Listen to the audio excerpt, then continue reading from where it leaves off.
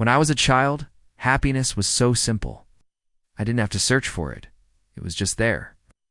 In the laughter that echoed through our small house, in the smell of my mom's cooking, in the way my friends and I chased each other barefoot through muddy streets until the sky turned orange. Back then, life was made of moments. I didn't need money. I didn't need a phone. All I needed was time and a reason to smile. But somewhere along the way, I lost that version of me. I remember when I was about 9, I had this broken toy car I loved more than anything. Its wheels wobbled, the paint was chipped, but to me it was a race car. I'd push it across the floor for hours, imagining it speeding through cities I'd one day visit. One day my older cousin saw me playing with it and laughed. He said, "You're too old for that." And that day, I put the toy away. I didn't realize it then, but that's when I started trading joy for approval. As I grew older, I became obsessed with becoming somebody. I wanted to be successful, respected, independent. I thought growing up meant leaving childish things behind. But somewhere in that chase, I stopped living. I woke up every day chasing something, grades, likes, money, achievements, all these numbers that were supposed to mean I was moving forward. But the more I chased, the emptier I felt, and one night, I broke down. It was during university. I had just failed an exam I thought I'd ace. I was exhausted, broke, and terrified of disappointing my parents, so I went home. I hadn't done that in a while. That evening, I sat outside on the old steps of our house, watching the neighborhood kids play football barefoot in the dirt. They laughed like nothing in the world could ever hurt them, and for some reason, I couldn't look away.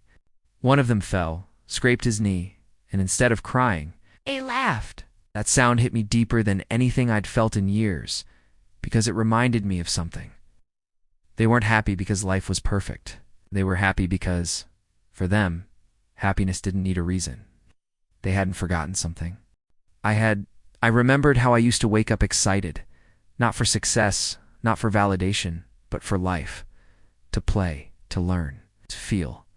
And somehow, in trying to grow up, I outgrew the very things that made me human. When I was a child, happiness lived in the moment. Now, it was trapped in memories. That realization broke me, but it also woke me up. From that day, I made myself a quiet promise that no matter how serious life gets, I'd never forget how to play again. So I started doing small things. I went outside just to feel the sun.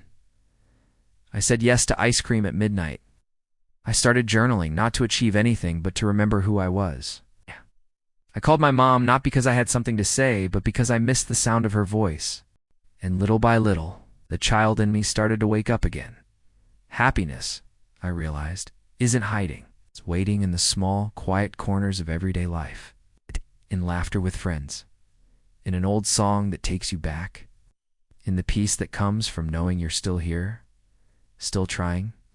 If I could talk to that little boy I used to be, I'd tell him, "You were right all along." Happiness was never in growing up. It was in being alive. Maybe growing up isn't about losing the child you once were. Maybe it's about finding them again and holding their hand as you keep going. These days, when life feels heavy, I close my eyes and go back to that barefoot boy running through the dust, laughing at nothing, free from everything. And I remind myself, he didn't need much to be happy. Neither do I. Happiness was never gone. It was just waiting for me to slow down long enough to notice it again. So maybe you miss those days too. Maybe you're tired of pretending everything's fine while feeling like something's missing. Maybe deep down, you just want to feel alive again. If that's you, don't go searching for happiness somewhere far away. It's already here. It's in the small things, the moments that never left. Because sometimes the greatest peace comes from the smallest memories. And maybe, just maybe, happiness can still be that simple. If this story reminded you of something you once felt, don't keep it to yourself. Share it with someone who needs to remember too. If you want to keep feeling, keep remembering. You don't want to miss what's next.